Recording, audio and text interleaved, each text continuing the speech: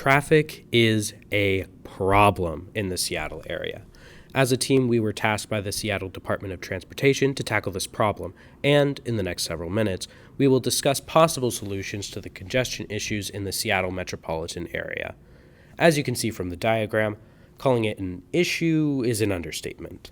INRIX, a leader in transportation analytics, puts Seattle at the 27th worst traffic in the world and the 10th worst in the U.S., with drivers on average losing 58 hours of time to traffic per year. The main sections of the video will be technology, construction, and education. We will cover the ideas surrounding these aspects and our suggestions regarding them.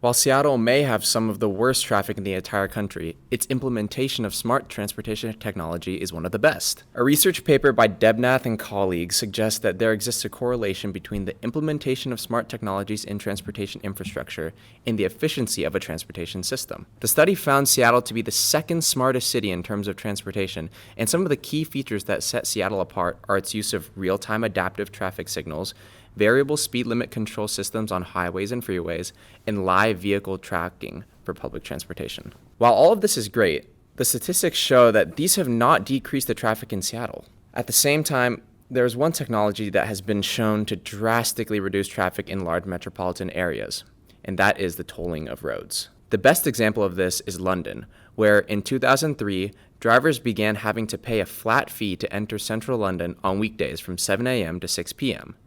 This relatively small change has not only decreased traffic in central London by 30%, but it's also increased public transportation ridership by 38% since the program's inception. To this effect, our recommendation for improving traffic with use of technology is to implement tolling across the city of Seattle, focusing on the downtown hub. More specifically, we suggest that a high fixed toll rate be implemented around the city center on weekdays from 7 a.m. to 6 p.m., while highways entering the city use an adaptive tolling system which changes based on the time of day and day of the week to encourage the use of other roads as well as public transportation during rush hour times.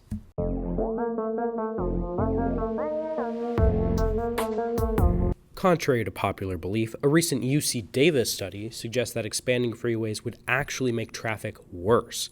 Due to being easier to drive with more lanes, more people are likely to take them, only exacerbating the issue. This study also suggests that tolls, as mentioned earlier, may be a better method of controlling traffic on freeways. However, freeways aren't the only roads that experience heavy traffic. Many believe that adding roundabouts may be able to make intersections more efficient due to having a constant flow of traffic.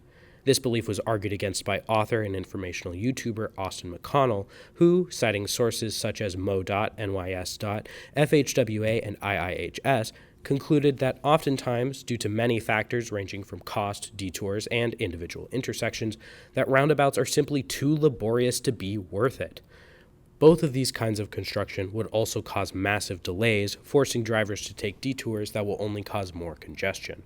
When looking closer at the Seattle DOT, this fact becomes even more clear.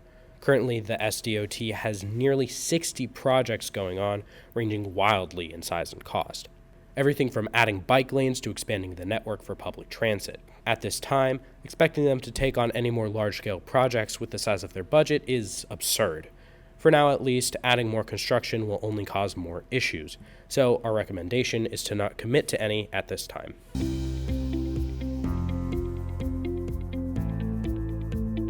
From our research, public perception of public transport has contributed to traffic congestion. There's a negative attitude of public transport on aspects of safety, reliability, and efficiency. Public awareness of the improvement that have been done could erase the negative stigma and encourage the use of these systems. Advancements has been done in the public transport to enhance its effectiveness, but public education is necessary for people to know. The safety and reliability of transport system has been enhanced, so too has its outreach. However, all these advancements have no effect if the public doesn't know. They will retain a negative attitude towards public transport and have a continued negative impact on traffic congestion. With education, the idea will fade away and the positive impact of public transport will nourish and the traffic problem will be a thing of the past. Social media, radio, and television will be a good platform to educate and promote the advancement in public transport.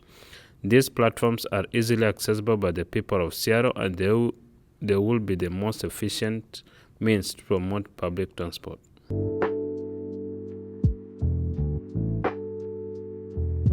As you've seen, the issue of traffic is complex in terms of solutions despite being simple in terms of cause. Technological additions such as tolling can make great improvements, though they may be unpopular with the general public. Constructions of lanes and roundabouts sound like a good idea, but the time, cost, and energy are rarely worth it. Educating the people so more are willing to take public transit will free up the roads, but not eliminate congestion fully. Overall, though many struggle with the traffic that's found in metropolitan areas, at some point it must be understood that it's a fact of life. It can be bettered through technology, construction, and public awareness, but at the end of the day, traffic will either be bad or people will be unhappy about the solutions to make it better. For now, increased tolling and public transport campaigns are the Seattle Department of Transportation's best solutions to improve traffic.